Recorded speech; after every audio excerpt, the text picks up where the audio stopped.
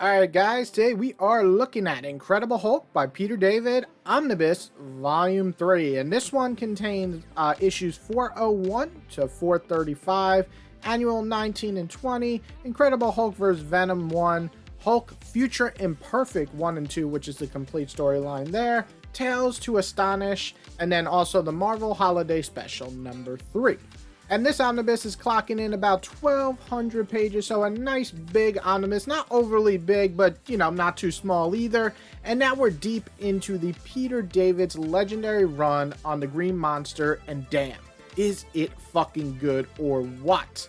So this volume starts off with a bang as we deal with the aftermath of the last omnibus storyline, and for slight spoilers ahead, Marlowe's fate was left up in the air after Hulk dealt with the leader. It was a choice he had to make and one he doubted himself on, which was nice to see. And now we deal with Rick Jones going, slightly insane after what happened to the love of his life, and Hulk and Betty trying to work their own shit out, to eventually Hulk actually taking over the Pantheon. And so the section of Hulk being the leader to the Pantheon is pretty crazy. Watching the Hulk lead anyone actually is kind of insane, but somehow Professor Hulk trying to balance this crazy team out with their own set of issues is wonderful to watch. Rick Jones' melodrama storyline, which is pointed out to be melodrama in the actual story, is also really sweet, and the wedding that all accumulates with Rick Jones' storyline and Marlowe's is just too cute for words. Overall, we needed this to help balance out the more over-the-top and epic fight scenes that you get throughout this series. And on top of that, through this run, especially in this volume, you see Hulk is trying to deal with, well, his anger issues. This leads to eventually boiling over into the Future Imperfect storyline, which is easily the stepping block for Hulk to face his true inner issues. Now, Future Imperfect is a big storyline for a lot of Hulk fans. They consider it one of the best stories there is, and it definitely is an interesting and fun take, watching an evil Hulk in the future after what has happened to him and using his anger to justify his actions is actually a really cool storyline and helps build the current day, present day Hulk. And I love these futuristic, brutal storylines that have the world just disgusting. It reminded me a lot of Old Man Logan, and probably inspired Old Man Logan a little bit with their main enemy being the Hulk as well. So eventually, when Hulk returns from his Future Imperfect storyline, this leads to the eventual fall of Pantheon, which is not really a spoiler as it's the name of the storyline and trade paperback. It's intense, and it leaves Hulk with a whole new status quo by the end. Now, I do want to bring up one issue I really enjoy, which is Hulk having to deal with his friend dying of AIDS. And this is just a real sad, simple storyline. It's not trying to push anything.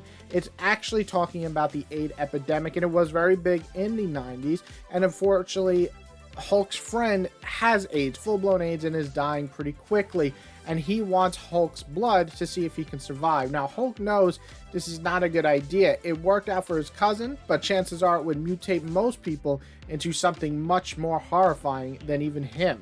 So this was really hard to watch, his best friend begging him, and then eventually his death. Obviously, this is what happens when you have full-blown AIDS, at least back then in the 90s, where their medicine wasn't quite as advanced as it is now.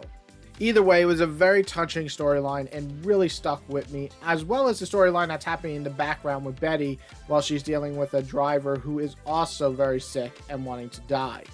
But after all that in the fall, we do get probably one of the most interesting shifts. The very last part of the book is Betty and Banner, still as Professor Hulk, trying to hide from people and live their lives independent of all that superhero mumble jumble, being a leader, nothing, just living their life. And it's a nice change of pace for Peter David to go and leave, one of those heavy action epic team books, which is basically what it was becoming with the Pantheon, and just having these one-shots or two-parters, and it's dark, and it's dealing with people getting shot, children, and also abortion, and a bunch of other little elements that really add levity to the storyline and bring a whole new tone to the Hulk book. So overall, this was a lot of fun, even though it was very different than the rest. But let's talk about it. I mean, this is a 1,000-issue book, so there obviously is some duds, and I think the worst offender is probably the mystical god storylines. There was one with Loki, and then there was also one where you had to fight a Thor-like person. This was just boring to me, and it sucks because it happened right before the fall of the Pantheon, and it does lead into that storyline, but this storyline did just not work for me. It's really the only two storylines that really did not work for me. And, you know, unfortunately, they're a little bit long, but once they're past those, then we really get to the heart of the storyline, which is Hulk dealing with various issues while having a great supporting cast. So you saw me review Volume 1, you saw me review Volume 2, and as I'm reading them, they're getting better. This, to me, is the strongest volume yet for this 5-book collection by Peter David. Well, Volume 1 was a 3.5 and Volume 2 was a 4. This, to me, is a 4.5 out of 5. This is some of the best Hulk stories I have ever read, and I really enjoyed this. So if you're a Hulk fan, if you want to get into Hulk, I do suggest reading Volume 1 and 2, but don't stop if you feel like they're a little iffy at points, because Volume 3, to me, really gets to shine and show who Peter David is and what he was capable of with the character of the Hulk. So I hope you guys enjoyed this video. If you do, as always, hit that like button because that means a lot to me. Hit the subscribe button if you want to see more. I have plenty of more Omnibus reviews coming out, as well as other comic book related videos. And I hope you guys all have a wonderful, wonderful day.